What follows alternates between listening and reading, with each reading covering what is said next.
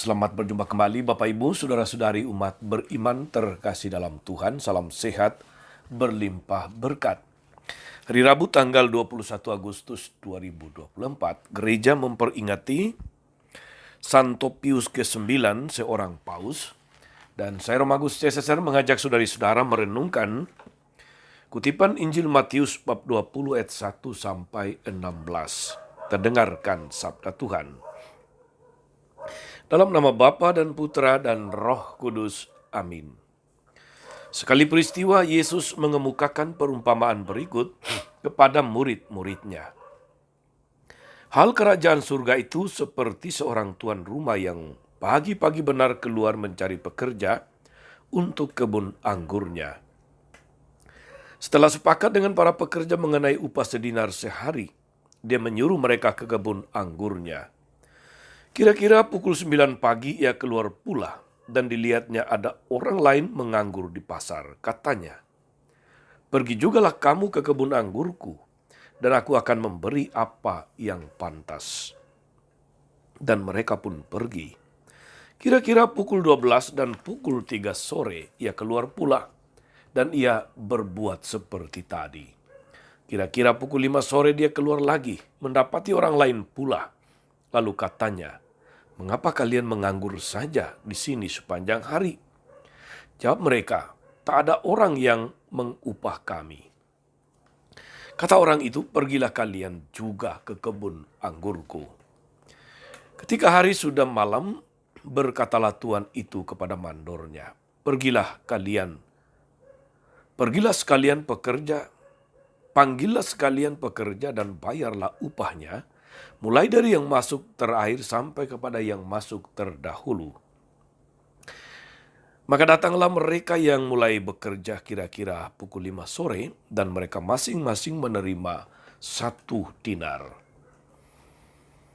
Kemudian datanglah mereka juga yang masuk terdahulu. Mereka mengira akan mendapat upah yang lebih besar. Tapi mereka pun menerima masing-masing 1 dinar juga. Ketika menerimanya, mereka bersungut-sungut kepada tuan itu. Katanya, "Mereka yang masuk paling akhir itu hanya bekerja 1 jam. Dan engkau menyamakan mereka dengan kami yang sehari suntuk bekerja berat dan menanggung panas terik matahari." Tapi tuan itu menjawab salah seorang dari mereka, "Saudara, aku tidak berlaku tidak adil terhadapmu. Bukankah kita telah sepakat 1 dinar sehari? Ambillah bagianmu dan pergilah. Aku mau memberikan kepada orang yang masuk terakhir ini sama seperti kepadamu. Tidakkah aku bebas mempergunakan milikku menurut kehendak hatiku? Atau iri hatikah engkau karena aku murah hati?" Demikianlah yang terjadi, yang terakhir menjadi yang terdahulu, dan yang terdahulu menjadi yang terakhir.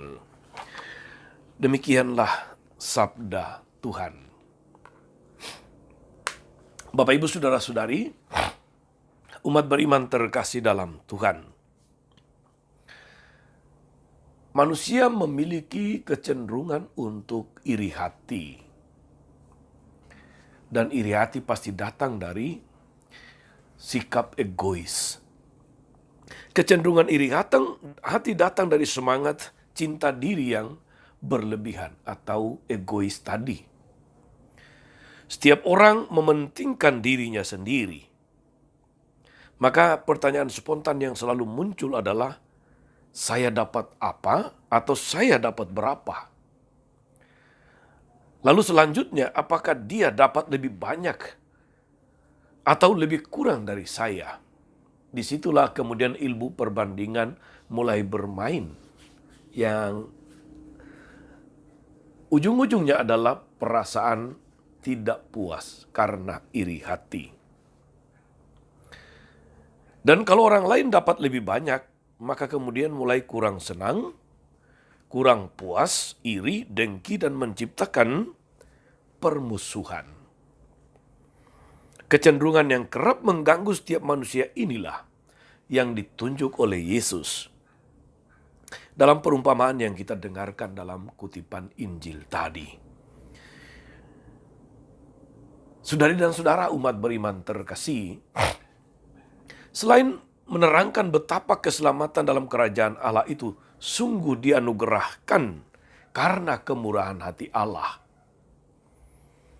perumpamaan ini mau mengingatkan kita juga untuk melawan kecenderungan iri hati dalam diri kita dan belajar menjadi murah hati.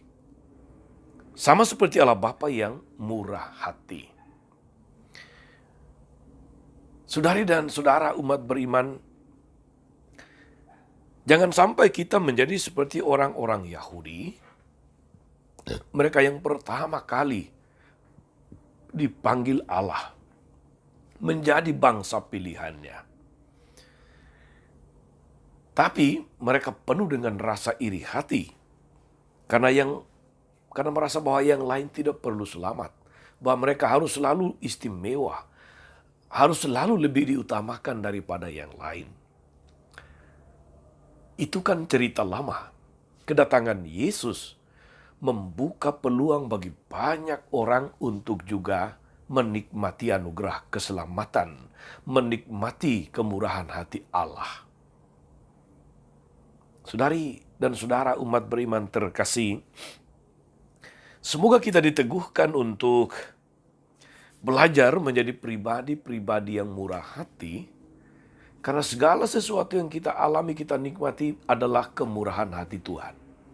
Kalau Tuhan begitu bermurah hati, maka seharusnya kita juga memiliki kemurahan hati bagi sesama kita di tengah dunia. Dan rindu berharap bahwa sesama juga menikmati kemurahan hati Allah dalam hidupnya.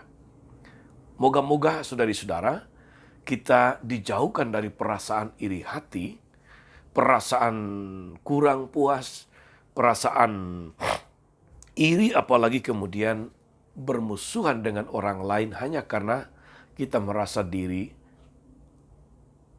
layak mendapat lebih banyak, layak mendapatkan yang lebih baik.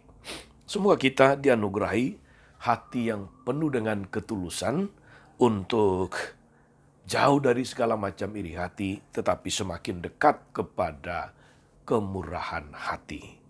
Tuhan memberkati. Amin.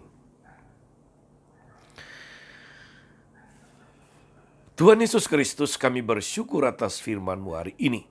Semoga kami selalu mengusahakan kepentingan bersama daripada kepentingan pribadi atau kelompok kami sendiri. Mampukan kami untuk bertindak tegas pada diri kami sendiri. Biarlah kami menjadi pribadi-pribadi yang murah hati dan bukan pribadi-pribadi yang suka memupuk perasaan iri hati. Engkaulah Tuhan dan pengantara kami sepanjang segala masa. Amin. Saudari-saudara sekalian, berkat Allah turun atas saudara-saudari.